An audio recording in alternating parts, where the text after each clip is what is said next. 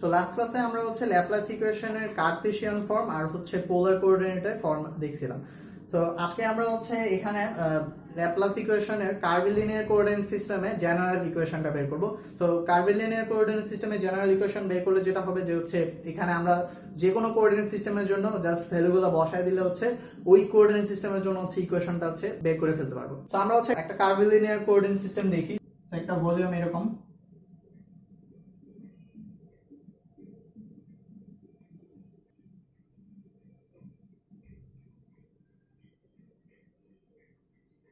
এই ভলিউমটা আছে।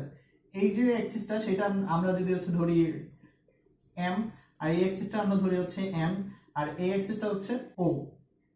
ওকে, সো তিনটা অ্যাক্সিস আছে এবং এরা হচ্ছে কার্ভিলিনিয়ার কোঅর্ডিনেট সিস্টেম। সো এদের মধ্যবর্তী অ্যাঙ্গেলটা হচ্ছে 90 ডিগ্রি। এখন আমরা যদি হচ্ছে লাইন এলিমেন্টটা দেখি, লাইন এলিমেন্টের ক্ষেত্রে dx plus dy plus dz equal হবে হচ্ছে যে এটার del m প্লাস প্লাস এখন এগুলোর সাথে হচ্ছে সাম কোএফিশিয়েন্ট গুণ হবে।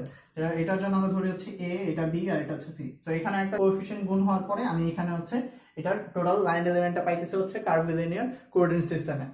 এই কোএফিশিয়েন্ট গুলো কিভাবে আছে সেটা হচ্ছে আমরা যদি চিন্তা করি যে হচ্ছে আমরা যখন হচ্ছে স্ফেরিক্যাল কোঅর্ডিনেট সিস্টেমে যখন লিখি তখন আমরা লিখি হচ্ছে dr plus r d theta plus r sin theta d phi.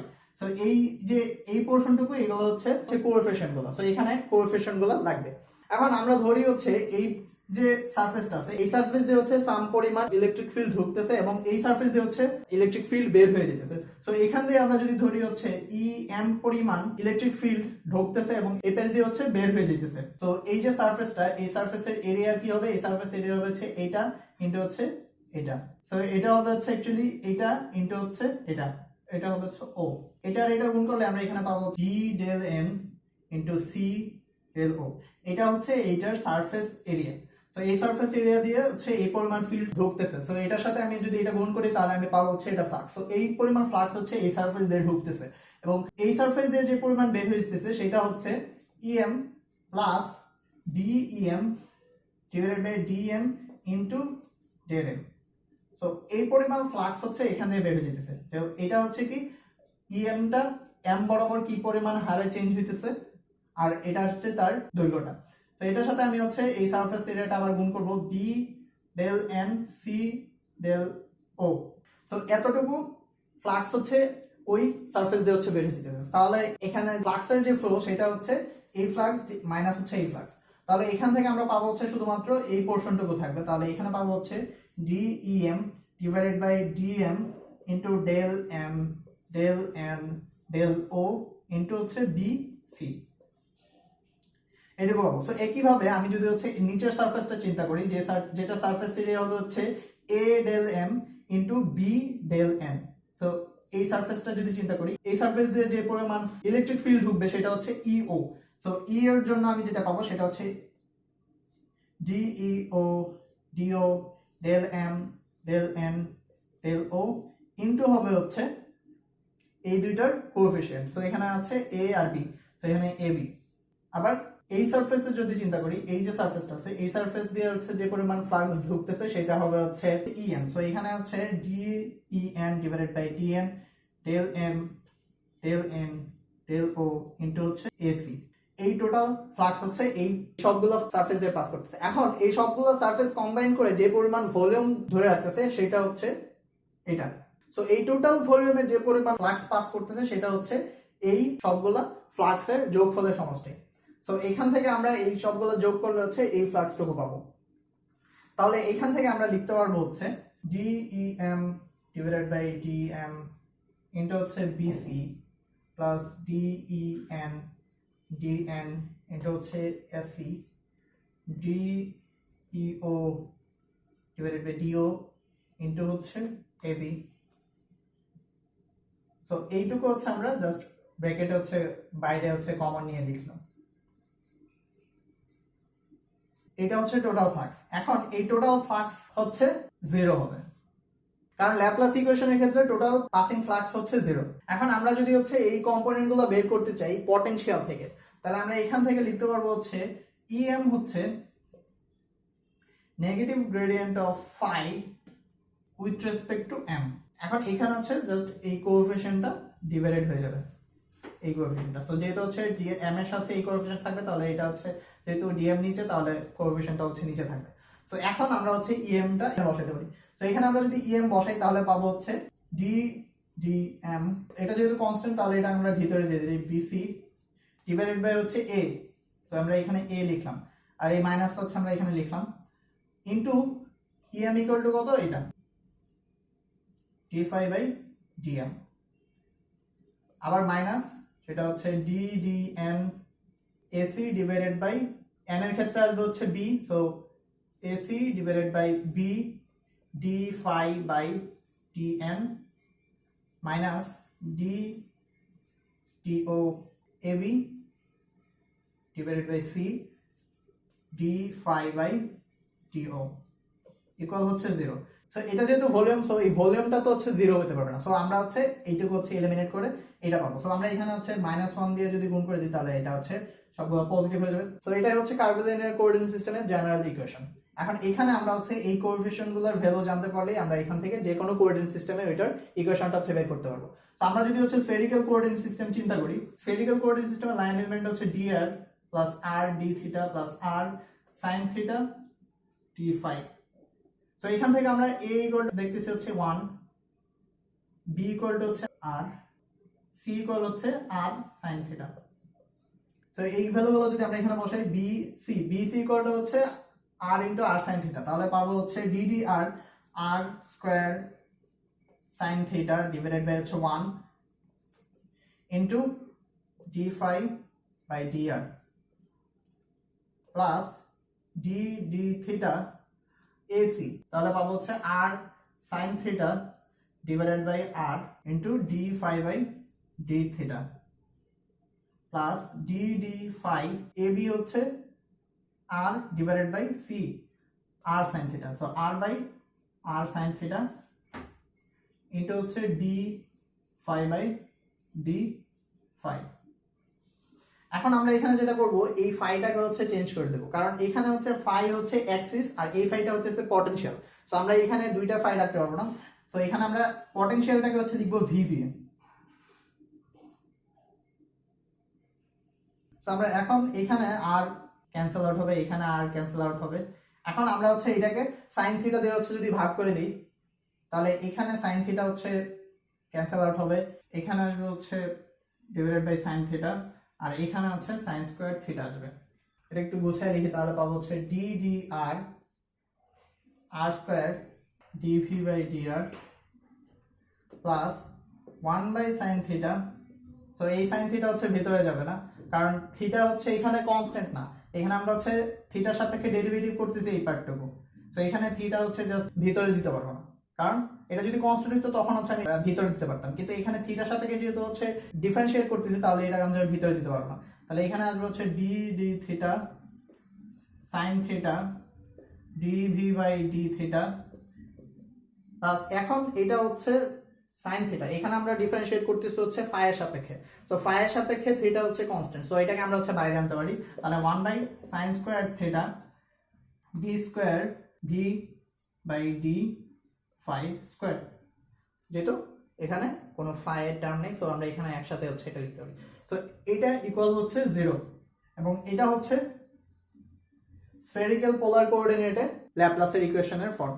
এখন আমরা বের করব হচ্ছে সিলিন্ড্রিক্যাল কোঅর্ডিনেট সিস্টেমের জন্য। সিলিন্ড্রিক্যাল কোঅর্ডিনেট সিস্টেমে আমাদের ভেরিয়েবল গুলো হচ্ছে r থিটা z।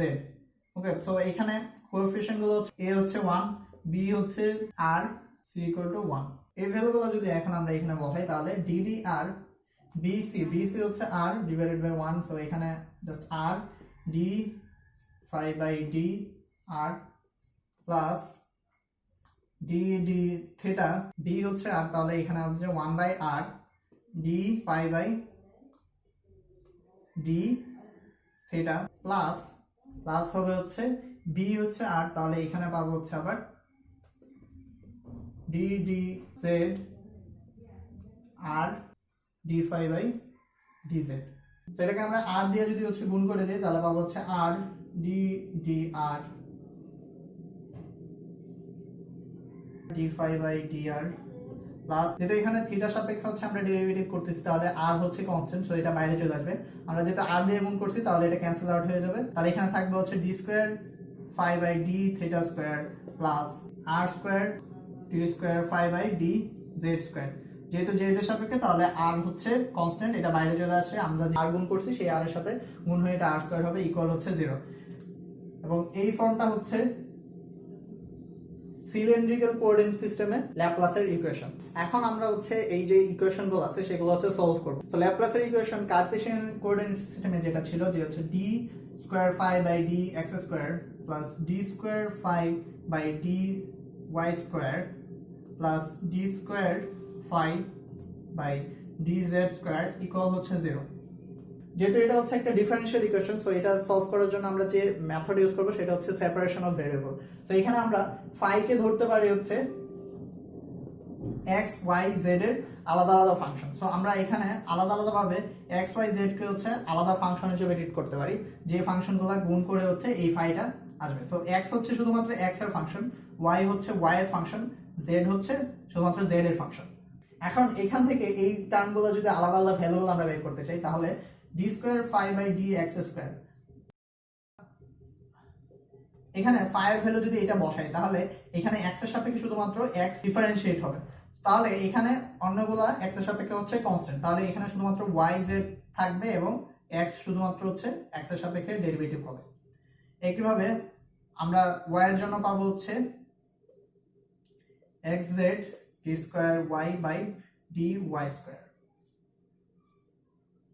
জেড এর জন্য d square phi by D Z square equal হচ্ছে x Y D square z divided by D Z square. এই ভ্যালুগুলো এখন এই ইকুয়েশনে বসাবো। এগুলো বসানোর পরে আমরা হচ্ছে ইকুয়েশনটা সলভ করে আমরা হচ্ছে আলাদাভাবে এই এক্স এবং ওয়াই এবং জেড এর ভ্যালু হচ্ছে বের করতে পারবো।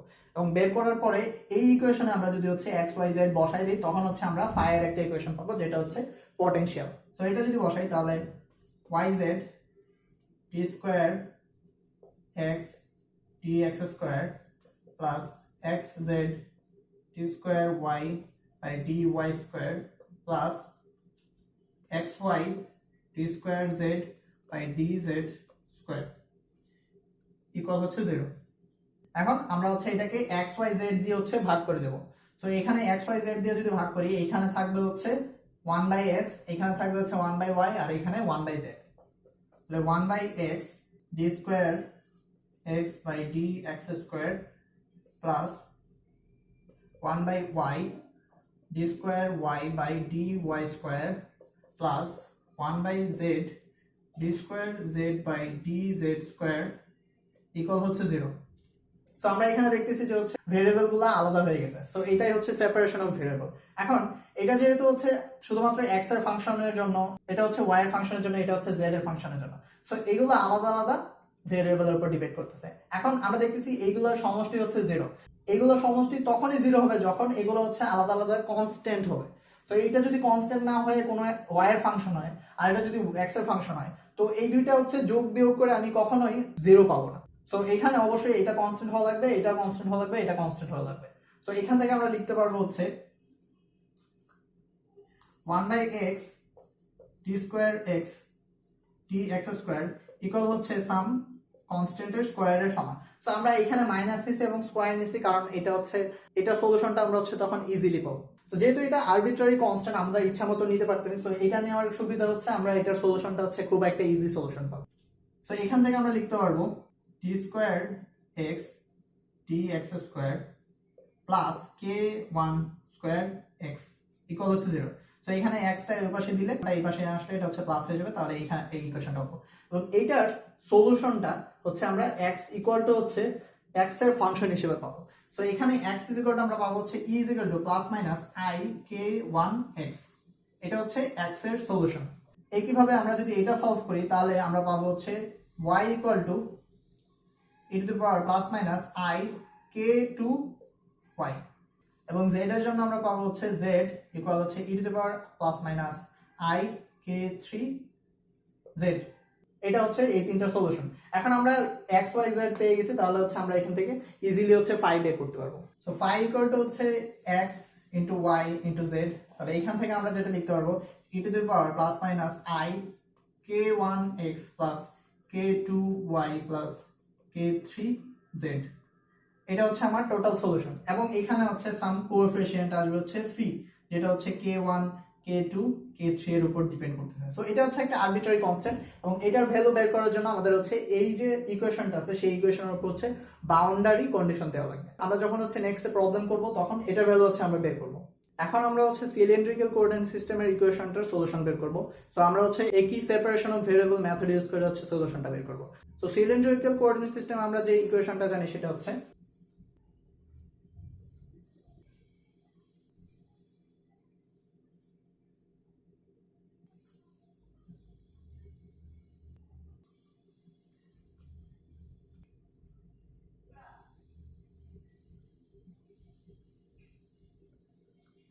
এটা হচ্ছে সিলিন্ড্রিক্যাল কোঅর্ডিনেটের ল্যাপ্লাস ইকুয়েশন। তো আমরা এটাকে হচ্ছে r স্কয়ার দিয়ে যদি হচ্ছে ভাগ করে দিই তাহলে আমরা পাবো হচ্ছে 1/r r d phi by dr plus 1/r squared d square phi by d theta square plus d square phi by del z square equal হচ্ছে 0। এটার জন্য আমরা যদি হচ্ছে ডেরিভেটিভটা করি তাহলে 1/r, r এর ডেরিভেটিভ করলে r এর সাপেক্ষে হচ্ছে 1, তাহলে del phi by del r। আবার আমরা যদি r কে রেখে এটা করি তাহলে হচ্ছে এটা এখানে r আর r ক্যান্সেল আউট হয়ে যাবে, তাহলে থাকবে হচ্ছে del square phi by del r square plus 1/r square del square phi by del theta square plus del square phi by del z square equal হচ্ছে 0। এখন phi কে হচ্ছে আমরা বলতে পারি r, থিটা এবং z এর ফাংশন। তাহলে phi equal to হচ্ছে r, থিটা এবং z এর ফাংশন, যেটা হচ্ছে স্মল r এর ফাংশন, আর এটা হচ্ছে থিটা, এটা হচ্ছে z এর ফাংশন। সো আমরা হচ্ছে এই ভ্যালুগুলো হচ্ছে যদি বের করি তাহলে এটার জন্য আমরা যেটা পাবো সেটা হচ্ছে থিটা z, এটা হচ্ছে r এর সাপেক্ষে শুধুমাত্র ডেরিভেটিভ হবে, তাহলে হচ্ছে del r by del r। এটা পাবো হচ্ছে থিটা z, যেটা হচ্ছে কনস্ট্যান্ট হিসেবে থাকা যাবে, আর হচ্ছে দুইবার ডেরিভেটিভ হবে del square r by del r square। এটা পাবো হচ্ছে r z del square theta divided by হচ্ছে del theta square। আর এটার জন্য পাবো হচ্ছে r theta del square z by del z square। এই চারটা টার্ম হচ্ছে আমরা এখন এই ইকুয়েশনে বসাই। তাহলে এখান থেকে পাবো হচ্ছে 1/r, এটা ইকুয়াল টু হচ্ছে এটা, তাহলে এখানে আসবে হচ্ছে theta z del r by del r, এটা ইকুয়াল হচ্ছে এটা, তাহলে এখানে আসবে হচ্ছে theta z del square r divided by del r square plus এখানে আসবে হচ্ছে 1/r square, এটা ইকুয়াল হচ্ছে এটা r z del square theta divided by হচ্ছে del theta square, এবং এটা ইকুয়াল হচ্ছে এটা, তাহলে r theta del square z divided হচ্ছে del z square ইকুয়াল হচ্ছে 0। এখন এই ইকুয়েশনকে যদি হচ্ছে আমরা r থিটা z দিয়ে হচ্ছে ভাগ করে দিই তাহলে পাবো হচ্ছে এখানে 1/r, এখানে থাকবে হচ্ছে capital R del r divided by del r plus এখানে থাকবে হচ্ছে 1/r del square r divided by del r square plus 1/r square, এখানে থাকবে 1/theta del square theta divided by del theta square plus এখানে থাকবে হচ্ছে z del square z divided by del z square equal হচ্ছে 0। এখন এই পাশে আমরা দেখতেছি হচ্ছে এই r এর সাথে r আছে, এখানে হচ্ছে r আছে, আর এখানে থিটার সাথে হচ্ছে r আছে। সো এখানে আমরা হচ্ছে এটাকে আলাদা করে ফেলতে পারি, যেহেতু এখানে z ছাড়া অন্য কিছু নাই। তো আমরা এখান থেকে লিখতে পারি এইটা ইকুয়াল হচ্ছে মাইনাস এটা, যদি এটা 0 এর পাশে নেই, ইকুয়াল হবে হচ্ছে মাইনাস k স্কয়ার। ওকে, সো এটা হচ্ছে আমাদের একটা আরবিট্রারি কনস্ট্যান্ট। এখন এটাকে হচ্ছে আমরা যদি সলভ করি তাহলে 1/z ইকুয়াল হচ্ছে del square z by del z square equal হচ্ছে k স্কয়ার, যেহেতু দুইটা দিয়ে হচ্ছে মাইনাস আছে। তো এটার যে ইকুয়েশন আছে সেটা হচ্ছে del square z divided by del z square minus k square z equal হচ্ছে 0। তো এই যে ইকুয়েশনটা, এটার সলিউশন আসবে হচ্ছে z equal c1 e to the power kz plus c2 e to the power minus kz। So z এর solution হচ্ছে এটা। এখন আমাদের হচ্ছে r এবং থিটার সলিউশন বের করতে হবে। তাহলে এখান থেকে আমরা লিখতে পারবো এটা ইকুয়াল হচ্ছে এই কনস্ট্যান্টটা। তো এখানে 1/r into r divided by del r plus 1/r del square r divided by del r square plus 1/r square 1 by theta del square theta divided by del theta square plus হচ্ছে k square যদি আমরা হচ্ছে এই constant এই পাশে নিয়ে আসি। So এটাকে আমরা যদি হচ্ছে r স্কয়ার দিয়ে গুণ করে দিই তাহলে এখানে থাকবে হচ্ছে r, এখানে থাকবে হচ্ছে r স্কয়ার, আর এখানে এটা ক্যান্সেল আউট হয়ে যাবে আর এখানে r স্কয়ার গুণ হবে ইকুয়াল হচ্ছে 0। সো এইখানে আমরা দেখতেছি এটা হচ্ছে এখন সেপারেটেড হয়ে গেছে, এখানে থিটা ছাড়া আর কোনো টার্ম নেই। তো এটাকে আমরা হচ্ছে আলাদাভাবে লিখতে পারি 1/θ del square theta del theta square equal to হচ্ছে মাইনাস m স্কয়ার, যেটা হচ্ছে একটা আরবিট্রারি কনস্ট্যান্ট। এখন এটা থেকে আমরা যেটা পাবো সেটা হচ্ছে del square theta divided by del theta square equal plus m square theta equal হচ্ছে 0, এবং এটার সলিউশন আমরা পাবো হচ্ছে theta equal c3 cos m theta plus c4 sin m theta। তো আমরা এখানে হচ্ছে থিটার সলিউশন হচ্ছে বের করতে পারছি। তাহলে আমাদের এখন শুধুমাত্র r এর ইকুয়েশনটা বের করা দরকার। সো এইটা ইকুয়াল টু হচ্ছে মাইনাস m স্কয়ার, তাহলে এখানে আমরা লিখতে পারবো হচ্ছে মাইনাস m স্কয়ার। সো এখানে আমরা হচ্ছে মডিফাই করে লিখতে পারবো k square r square minus m square equal হচ্ছে 0। তো আমরা এখন k r ইকুয়াল টু হচ্ছে ধরবো x, তাহলে k dr ইকুয়াল হবে হচ্ছে dx। তো আমরা এখানে r কে হচ্ছে x এর ট্রান্সফর্ম করতেছি। আমরা এখন এই ইকুয়েশনকে যদি হচ্ছে ক্যাপিটাল R দিয়ে গুণ করে দিই তাহলে এখানে r হচ্ছে এখানে গুণ হবে আর এই দুইটা r হচ্ছে ক্যান্সেল আউট হয়ে যাবে। এখন এই ভ্যালুগুলো হচ্ছে আমরা এই ইকুয়েশনে বসাই, তাহলে আমরা এখানে k বাই k যদি লিখি তাহলে kr ইকুয়াল টু হচ্ছে x আর k dr ইকুয়াল টু হচ্ছে dx, তাহলে এখানে dr বাই dx। একইভাবে আমরা এখানে k স্কয়ার r স্কয়ার যদি লিখি তাহলে নিচে হচ্ছে k স্কয়ার আসবে square by dr square. k square r square equal to হচ্ছে x স্কয়ার, তাহলে এখানে আসবে হচ্ছে x স্কয়ার আর k square dr square equal to হচ্ছে dx স্কয়ার, তাহলে এটা হবে হচ্ছে dx স্কয়ার প্লাস এটা হচ্ছে x স্কয়ার, তো x square minus m square into হচ্ছে ক্যাপিটাল R ইকুয়াল টু হচ্ছে 0। এই ইকুয়েশনটা হচ্ছে বেসেলস ইকুয়েশন। সো এই ইকুয়েশনের যে সলিউশন সেটা আমরা পাবো হচ্ছে জ্যাকোবি ফাংশন দিয়ে। এই ইকুয়েশনের সলিউশন আমরা পাবো হচ্ছে r ইকুয়াল c5jm, যেটা হচ্ছে জ্যাকোবি ফাংশন kr। তো এখানে x আসতো, তো আমরা এখানে x এর ভ্যালুটা হচ্ছে k এর বসাই দিলাম প্লাস c6j m kr। এই সলিউশনটা যদি হচ্ছে m ফ্র্যাকশন হয়,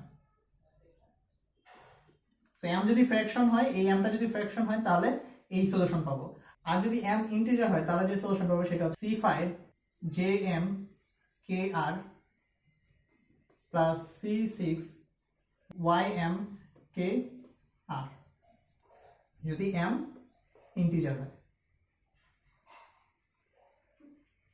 তাহলে আমরা এখানে r এর ইকুয়েশনও পাইলাম। তাহলে আমরা যে কমপ্লিট যে সলিউশন সেটা হচ্ছে phi equal to c1 e to the power k1z plus c2 e to the power minus k1z into c3 cos m theta plus c4 sin m theta into হচ্ছে এইটা যদি হচ্ছে m ফ্র্যাকশন হয় তাহলে c5 jm kr plus c6 jm kr।